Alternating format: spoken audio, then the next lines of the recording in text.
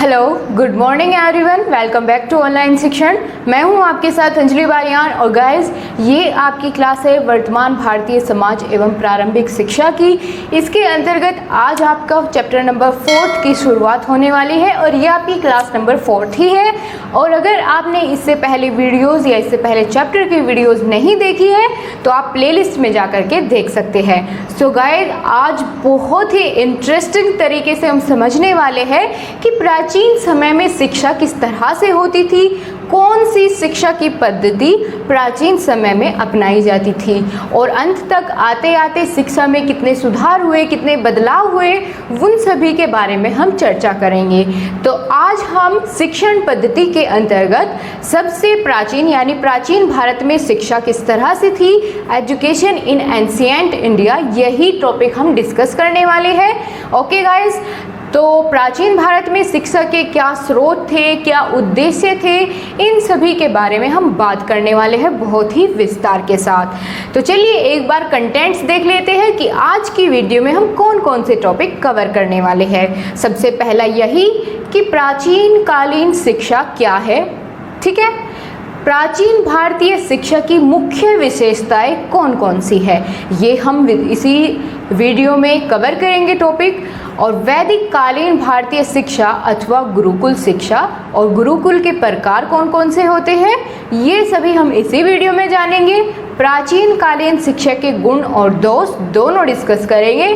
बुद्ध कालीन शिक्षा क्या थी, कैसी थी, उसके भी बारे में बात करेंगे। और बौद्ध कालीन शिक्षा की कौन कौन सी विशेषताएं थी, उन सभी के बारे में हम आज की क्लास में ही डिस्कस करने वाले हैं। गाइस ये आपका मोस्ट इम्पोर्टेंट टॉपिक है। यहाँ से आपके एग्जाम में शॉर्ट क्वेश्चन में भी आपका एक क्वेश्चन ज़रूर आता है और वेरी शॉर्ट में भी कहीं ना कहीं से आपसे पूछ लिया जाता है। आगे हम जैसे जैसे आपको समझाते हुए चलेंगे उसमें ही हम आपको बता देंगे कि कहाँ से वेरी शॉर्ट क्वेश्चन बन सकता है, कहाँ से शॉर्ट और कहाँ से मल्टीपल चॉइस क्वेश्चंस आने की ज़्यादा प्रोबेबिलिटी है, ठीक है।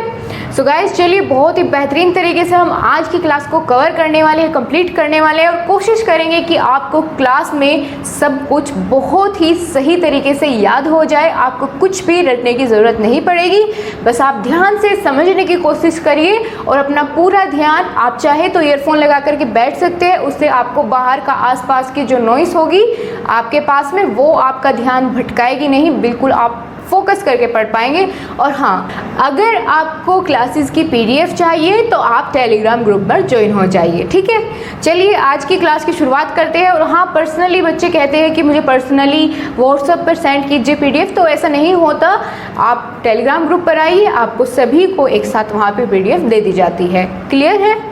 चलिए शुरुआत करते हैं आज की क्लास की। और सबसे पहले हम यही जानेंगे कि वैदिक कालीन शिक्षा अथवा प्राचीन भारतीय शिक्षा किस तरह की थी, ठीक है, कैसी थी और क्या थी, क्यों इसे प्राचीन भारतीय शिक्षा कहा जाता था, ऐसे कौन से कारण हैं।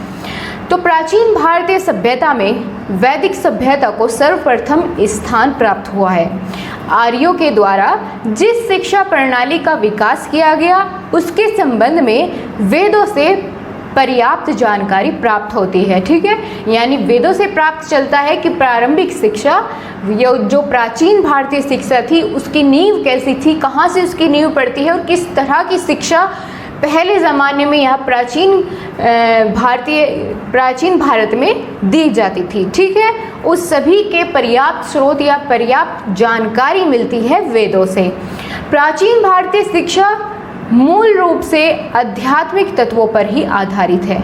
ये बहुत इंपॉर्टेंट लाइन है, इसीलिए मैंने आपको हाईलाइट करके बताया है कि प्राचीन भारतीय शिक्षा मूल रूप से किस पर आधारित है, आध्यात्मिक तत्वों पर। यहाँ से बनता है मल्टीपल चॉइस क्वेश्चन या फिर वेरी शॉर्ट, ठीक है। इस तरह से हमने देखिए, आपको बिल्कुल भी एक्स्ट्रा कुछ पढ़ने की ज़रूरत नहीं है, क्योंकि जितना भी ज़्यादा महत्वपूर्ण आपके लिए था, जितनी भी ज़्यादा ज़रूरी समझाने वाली चीज़ें थी वो हमने बहुत ही अच्छे से एक्सप्लेन करके आपको इसी पीडीएफ के अंदर जो है वो सब कुछ इंक्लूड की हुई है। इससे अलग आपको नोट्स की ज़रूरत बिल्कुल नहीं पड़ेगी, मेरा मानना तो यही है। और अपने नोट्स बनाइए, बिल्कुल अभी से शुरुआत कीजिए। और आपके लिए एक वीडियो आने वाली है जिसमें मैं आपको बताऊँगी कि आपको फर्स्ट सेमेस्टर का पढ़ना चाहिए अभी या सेकेंड सेमेस्टर का या फिर दोनों सेमेस्टर के कोर्सेज, क्योंकि आपके एग्ज़ाम नहीं हो पाए हैं, किस तरीके से आपको अपना सिलेबस कंप्लीट करना होगा और किस तरह से अपना टाइम टेबल सेट करना होगा जिससे आपका कोई भी एग्ज़ाम अफेक्ट ना हो पाए, ठीक है, आपके नंबर पर उसका कोई इफेक्ट ना पड़े, दोनों में आप अच्छा स्कोर कर पाए, भले ही वो पहले सेमेस्टर के एग्ज़ाम हो जाए आपके लिए या फिर सेकेंड सेमेस्टर के लिए, ठीक है। तो उसे देखना बिल्कुल मत भूलना। आगे बताते हैं कि वैदिक कालीन शिक्षा का अर्थ अत्यधिक व्यापक था। वह शिक्षा जीवन से संबंधित थी और व्यक्ति को सभ्य तथा उन्नत बनाने में सहायक मानी जाती थी, ठीक है। कैसी थी पहली शिक्षा? वो जीवन से संबंधित होती थी, यानी उसमें किस तरह के काम, जैसे चरित्र का निर्माण करना, ठीक है, सम्मान करना दूसरों का और अनुशासन में रहना, इस तरह की शिक्षा पहले दी जाती थी विद्यार्थियों को, ठीक है दोस्तों। तो आपको समझ आया ये चीज़? चलिए आगे और समझते हैं इसको और थोड़ा सा एक्सप्लेन करने की कोशिश करते हैं कि आखिर कैसी थी प्राचीन भारतीय शिक्षा। ओके, प्राचीन भारतीय शिक्षा की एक मुख्य विशेषता गुरुकुल प्रणाली थी।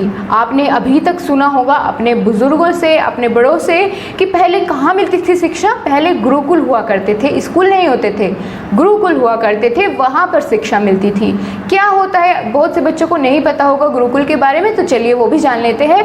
गुरुकुल किसी सुंदर प्राकृतिक स्थान पर, साधारणतः किसी ग्राम या नगर के निकट होते थे, ताकि छात्रों को दैनिक आवश्यकता की पूर्ति हो सके और उन्हें भिक्षाटन की सुविधा रहे। यानी जो छात्र गुरुकुल में पढ़ते थे उन्हें क्या होता था, वो अपने गुरु के लिए उनके जो गृहस्थी के काम होते हैं उनमें उनकी मदद करते थे और साथ साथ उनसे दीक्षा लेते रहते थे, यानी उनसे सीखते रहते थे, शिक्षा लेते रहते थे। और जब उनकी पढ़ाई पूरी होती थी या उनकी शिक्षा पूरी होती थी तो वो क्या करते थे, अपने गुरु को कुछ भेंट दिया करते थे। वो भले ही कोई भूमि हो या फिर कोई पशु हो या अनाज हो, इस तरीके से कुछ भी वो भेंट अपने गुरु को अपनी शिक्षा खत्म होने के बाद दिया करते थे, ठीक है। और शिक्षा बिल्कुल निःशुल्क होती थी गुरुकुल में।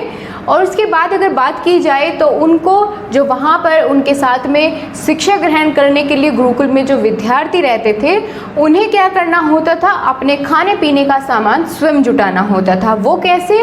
भिक्षा मांगकर, ठीक है।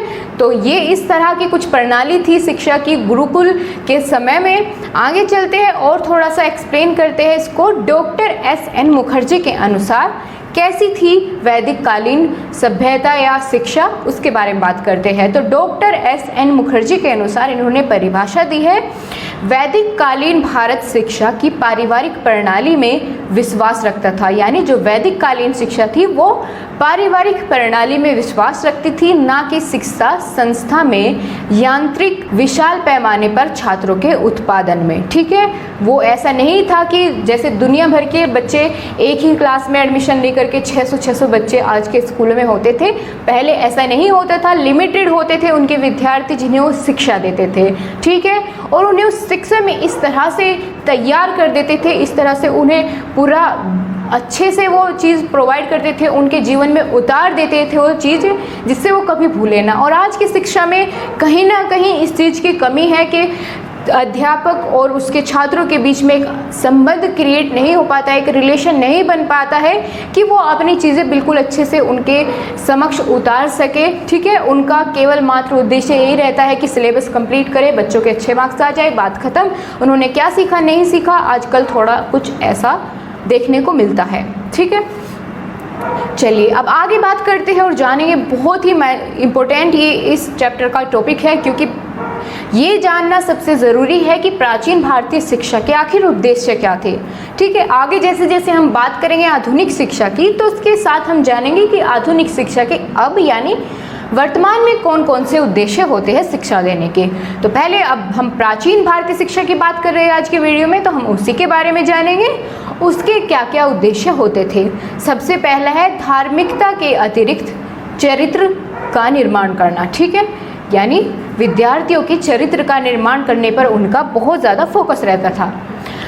व्यक्ति का सर्वांगीण विकास करना। सर्वांगीण विकास मतलब उसका हर तरह से उसका मन, तन, बुद्धि सब चीज़ों का विकास करना। वो कैसे कि जब गुरुकुल में विद्यार्थी शिक्षा ग्रहण करते थे तो उन्हें इस तरह के खेल या फिर उनसे परिश्रम इस तरह से करवाया जाता, शारीरिक काम उनसे करवाए जाते थे, जैसे लकड़ियाँ काटना या फिर इस तरह के खेल उन्हें खिलाए जाते थे, शिकार करना, ये सब चीज़ें उन्हें सिखाई जाती थी जिससे उनका सर्वांगीण विकास होता था। ठीक है, शिक्षा के साथ साथ इस तरह की चीज़ें भी उनको सिखाई जाती थी, जैसे धनुर्बाण की विद्या उन्हें देना, इस तरह की चीज़ें। ठीक है, समझ आया आपको?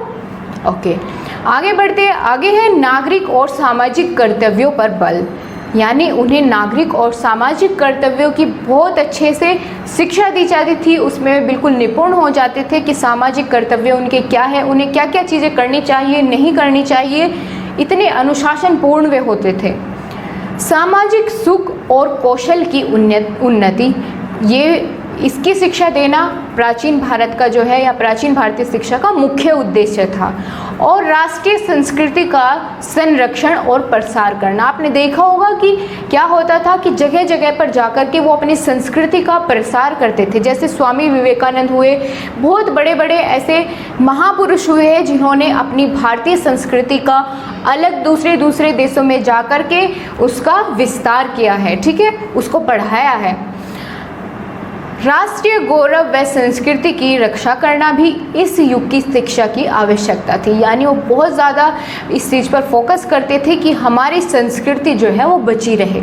ठीक है, चलिए अब आगे बढ़ते हैं और जानते हैं कि कौन कौन सी विशेषताएं हैं प्राचीन शिक्षा की और प्राचीन भारतीय शिक्षा की या फिर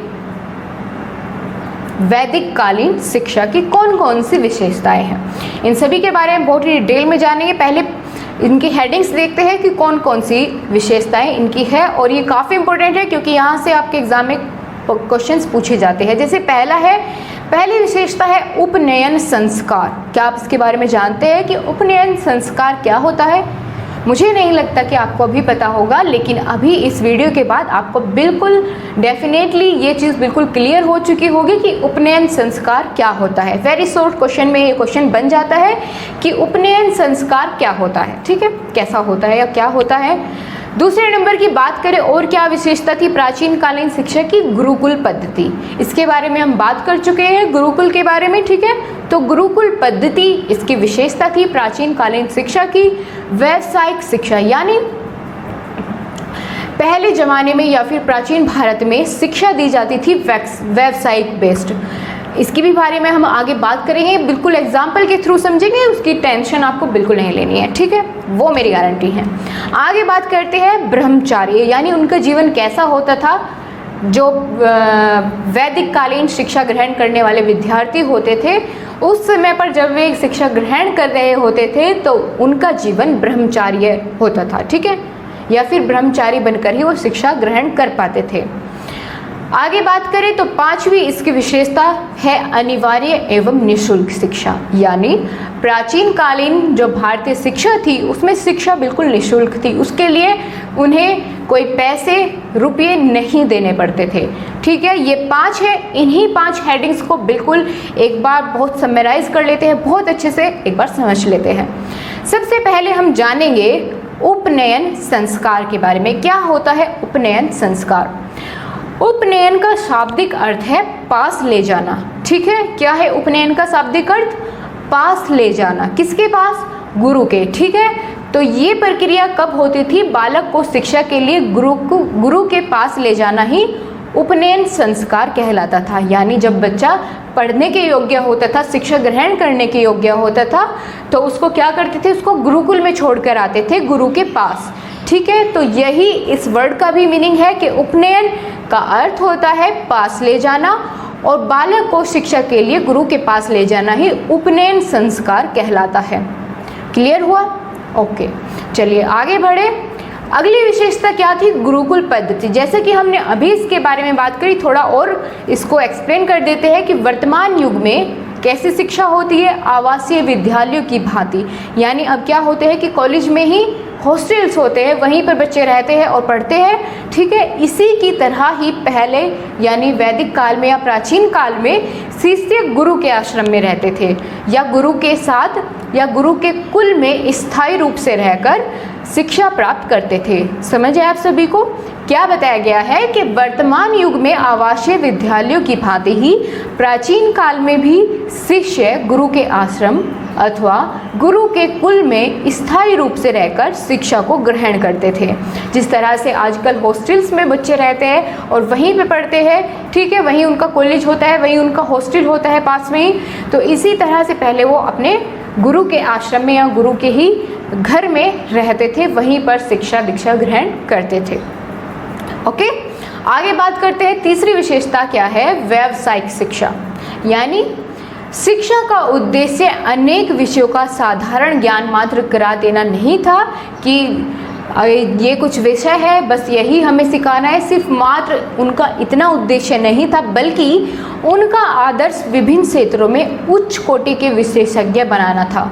इसी कारण व्यावसायिक शिक्षा में प्रायोगिक शिक्षण पर बल दिया जाता था।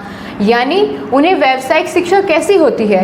जैसे पहले क्या होता था कि पशुपालन में शिक्षा ग्रहण करना है, यानी पशुपालन कैसे करना है ये सिखाया जाता था, इस चीज़ में उनको दक्षता हासिल होती थी और कृषि पद्धति अपनाई जाती थी, कृषि करना उन्हें सिखाया जाता था। गुरुकुल के अंदर कृषि करना उन्हें सिखाया जाता था, पशुपालन सिखाया जाता था। इसी तरह की बहुत सी चीज़ें यानी जो वे अपना काम बाहर आकर के शुरू कर सके, व्यावसायिक शिक्षा इसको बोलते हैं। ये चीज़ें उन्हें या ये शिक्षा उन्हें दी जाती थी। उनका उद्देश्य यही होता था कि जो शिक्षा उन्हें ग्रहण करनी है या जो शिक्षा उन्हें देनी है वो व्यावसायिक शिक्षा हो, ठीक है। मात्र उद्देश्य ये नहीं था कि कुछ विषय निर्धारित थे उन्हीं को पढ़ाया और काम खत्म हुआ, ऐसा नहीं था। आगे बात करते हैं। चौथी विशेषता है ब्रह्मचार्य। क्या होता है ब्रह्मचार्य? अगर आपको नहीं पता है कोई बात नहीं, हम आपको बताते हैं। प्राचीन काल में प्रत्येक छात्र को जीवन के विशिष्ट भाग में ब्रह्मचार्य का पालन करना पड़ता था। ब्रह्मचार्य का अर्थ होता है अविवाहित रहना पड़ता था, ठीक है। आचरण की शुद्धता को प्रमुखता दी जाती थी। अविवाहित छात्रों को ही गुरुकुल में प्रवेश मिलता था, यानी विवाहित छात्रों को प्रवेश नहीं मिलता था। जो अविवाहित थे केवल वे ही गुरु के आश्रम में जाकर शिक्षा ग्रहण कर सकते थे। यही होता है ब्रह्मचार्य, ठीक है। ओके, लास्ट वन जो हमने विशेषता की बात की वो क्या है? अनिवार्य एवं निशुल्क शिक्षा। प्राचीन काल में शिक्षा निशुल्क दी जाती थी और शिक्षा सर्वसुलभ थी, परंतु विद्वानों के अनुसार शिक्षा अनिवार्य भी थी। छात्र अपनी शिक्षा समाप्ति पर गुरु को दक्षिणा के रूप में, जैसे हमने अभी बात की, पशु, भूमि आदि भेंट में देते थे, ठीक है। दक्षिणा के रूप में विद्यार्थी क्या करते थे? अपने गुरु को पशु या फिर भूमि का कुछ टुकड़ा उन्हें दक्षिणा के रूप में देते थे। क्लियर हुआ आपको? तो कहने का अर्थ यही है कि अनिवार्य शिक्षा थी और निशुल्क शिक्षा भी प्राचीन समय की शिक्षा के मुख्य विशेषता है। ओके, चलिए अब हम आगे जानने वाले हैं प्राचीन कालीन शिक्षा के गुण और दोष, दोनों के बारे में बात करेंगे कि कौन कौन से गुण थे प्राचीन कालीन शिक्षा के और क्या उसके अंतर्गत दोष आते हैं प्राचीन कालीन शिक्षा के अंतर्गत, ठीक है। चलिए इन दोनों को मैंने डिफ्रेंशिएट किया है। पहले हम एक एक करके गुण देखेंगे, उसके बाद में दोष पढ़ेंगे, ठीक है। पहला गुण है प्राचीन कालीन शिक्षा का चरित्र निर्माण में सहायक। यानी प्राचीन कालीन जो शिक्षा होती थी वो चरित्र के निर्माण में सहायक होती थी, ये इसका गुण है।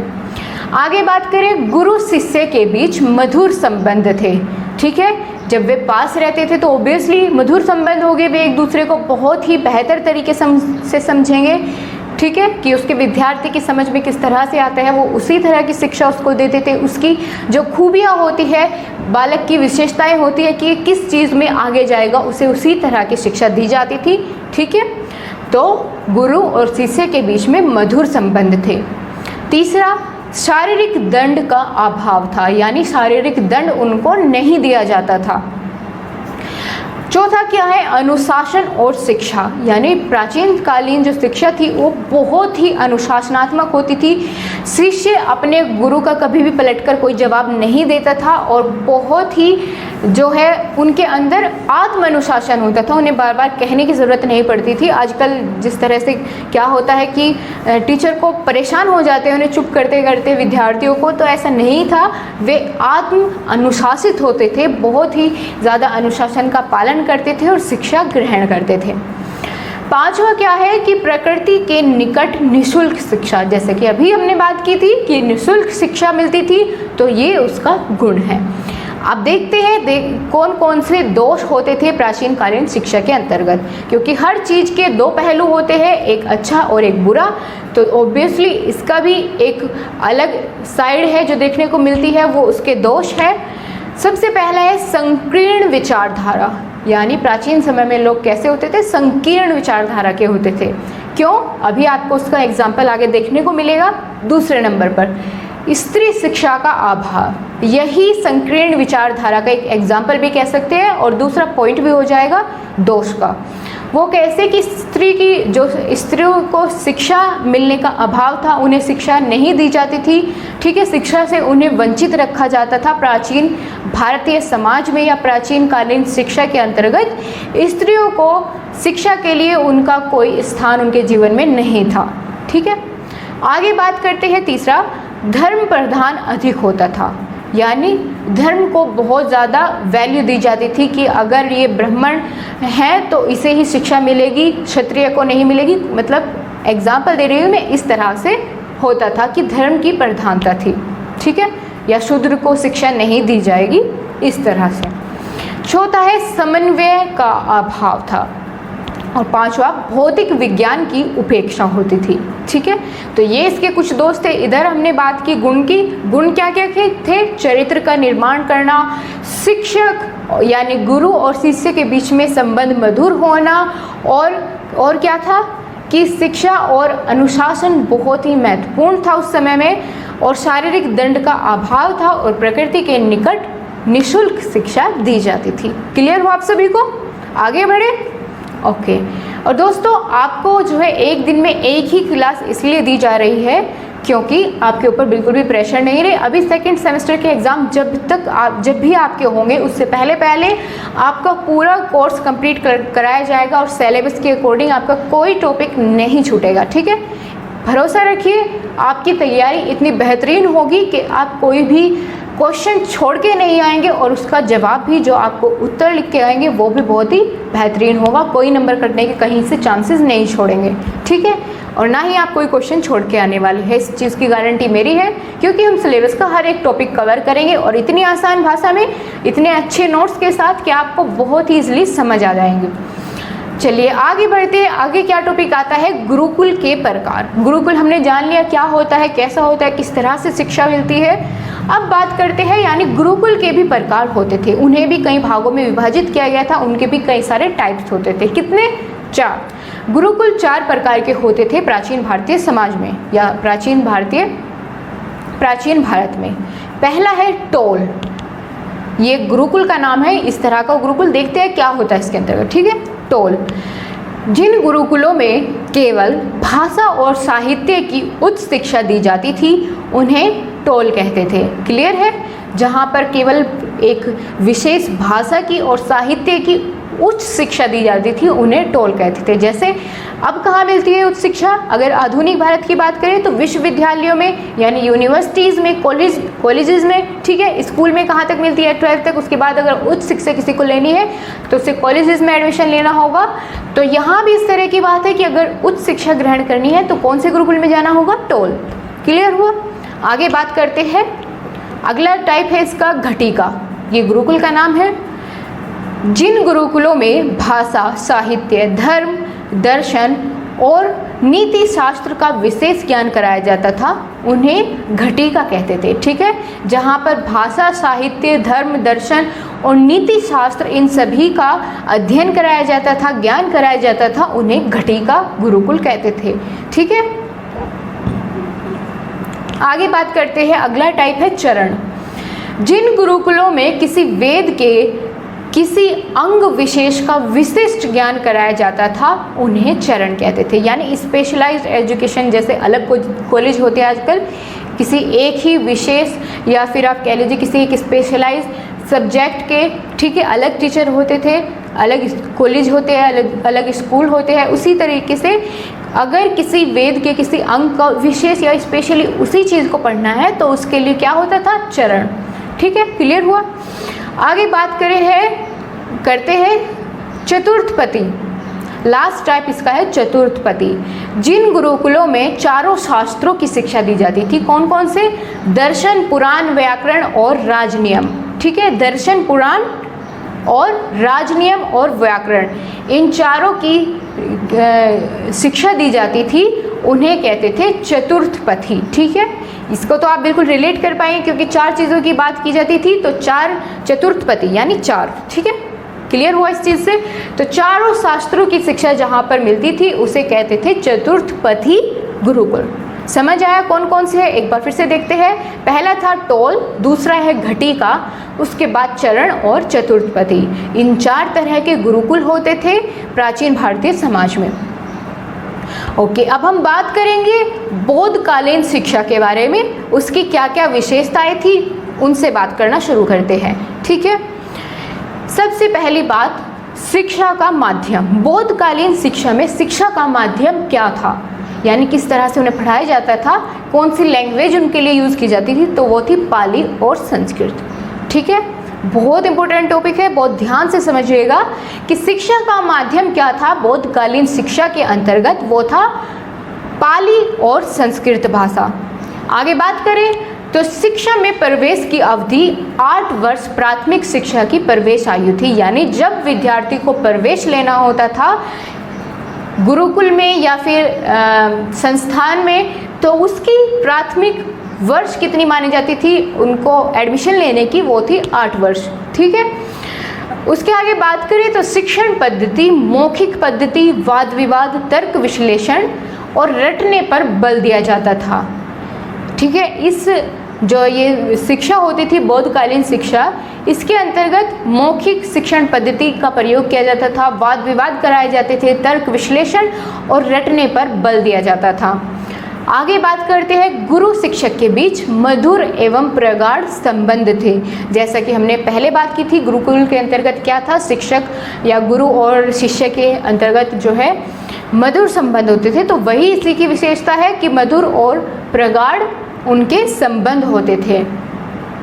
पबज्जा संस्कार प्राथमिक शिक्षा में प्रवेश हेतु 8 वर्ष की आयु में होने वाला संस्कार होता है। ये क्वेश्चन आपके वेरी शॉर्ट में पूछा जाता है कि पबज्जा संस्कार क्या होता है। ठीक है, इससे आप क्या समझते हैं, तो ये बहुत ही इंपॉर्टेंट चीज़ है, आपको नोट कर लेनी चाहिए इसको स्टार लगा करके। पबज्जा संस्कार क्या होता है कि जब प्राथमिक शिक्षा में एडमिशन लेना होता है, 8 वर्ष की उम्र होती है, तो उसमें एडमिशन लेने वाला जो संस्कार होता है, संस्कार बोलते हैं इसको, प्रोसेस को। ठीक है, यहाँ पर इस चीज़ में तो प्राथमिक शिक्षा में प्रवेश लेने के लिए जो 8 वर्ष की आयु में होने वाला संस्कार होता है उसे बोलते हैं पबज्जा संस्कार। क्लियर? ओके, आगे बढ़े। अनुशासन छात्र, अनुशासन बहुत ही इसकी एक अलग से विशेषता है इसी की कि आत्म अनुशासन उनके अंतर्गत होता था। अनुशासन तोड़ने पर यहाँ पर दंड की व्यवस्था भी थी बौद्धकालीन शिक्षा के अंतर्गत। क्लियर हुआ आप सभी को? चलिए अब एक और दोस्तों, आपके एग्ज़ाम में बड़ा ही क्वेश्चन जो कई बार पूछा जा चुका है, मैंने आपके एग्ज़ाम प्रीवियस ईयर पेपर्स को देखा है, उनमें ये है कि बौद्धकालीन किन्हीं भी 4 प्रमुख संस्थानों के नाम बताइए, 2 प्रमुख संस्थानों के नाम बताइए। तो हम आपको 4 बताएंगे, आप इनको बहुत ही ध्यान से दिमाग में बैठा लीजिए। आपके सामने इमेज भी है, आप इसके थ्रू बिल्कुल बहुत ही अच्छे से क्या है एक माइंड सेट क्रिएट कर पाएंगे, एक इमेज अपने माइंड में क्रिएट कर पाएंगे कि किस तरह के पहले शिक्षण संस्थान होते थे। ठीक है, तो बौद्धकालीन शिक्षा के 4 प्रमुख संस्थानों के नाम हम आपको बता देते हैं। पहला है नालंदा विश्वविद्यालय। ठीक है, जो आपको पहले नंबर पर देखने को मिल रहा है ये है नालंदा विश्वविद्यालय। उसके बाद उसके बराबर में है जो है वो है तक्षशिला विश्वविद्यालय, और उसके नीचे विक्रमशिला विश्वविद्यालय, और लास्ट में है बल्लवी विश्वविद्यालय। तो इन 4 के नाम आपको याद रखने हैं। कौन कौन से? नालंदा, तक्षशिला, विक्रमशिला और बल्लवी। क्लियर है दोस्तों? और इनमें एक है, ये आपके लिए क्वेश्चन मैं आपके लिए छोड़कर जाती हूँ कि आपको ये बताना है कि इन 4 संस्थानों में या इन 4 विश्वविद्यालयों में से कौन सा विश्वविद्यालय सबसे पुराना है। ठीक है, विश्व का पहला विश्वविद्यालय इन्हीं 4 में से एक है। आपको ये कैसे भी ढूंढ के, आपको सर्च करके कैसे भी, उससे क्या होगा, आपको ये हमेशा याद रहने वाला है। अगर आप किसी चीज़ को लेकर के अपने आप खुद से सर्च उसके बारे में करते हैं तो वो चीज़ आपके माइंड में लाइफ टाइम के लिए सेव हो जाती है। तो इसीलिए मैंने आपके लिए क्वेश्चन छोड़ा है और ये इंपॉर्टेंट भी है, एग्जाम में आता भी है कि कौन सा विश्वविद्यालय सबसे प्राचीन है। ठीक है, विश्व का सबसे पहला विश्वविद्यालय इनमें से कौन सा है? इन्हीं 4 में से एक है। तो आपको ये ढूंढकर कमेंट बॉक्स में बिल्कुल बताना है। मैं वेट करूंगी, देखूंगी किसने सही जवाब दिया। तो ठीक है दोस्तों, आज की क्लास को यहीं पर ख़त्म करते हैं। और आपको कितना समझ आया, कैसी क्लास लगी, बताना बिल्कुल मत भूलना। और वीडियो को लाइक करना तो बिल्कुल भी मत भूलना। अपने साथ, अपने दोस्तों के साथ ज़्यादा से ज़्यादा शेयर कीजिए। और थैंक यू फॉर वॉचिंग। आगे मिलते हैं एक नई वीडियो में एक नए टॉपिक के साथ। तब तक के लिए बाय बाय, टेक केयर।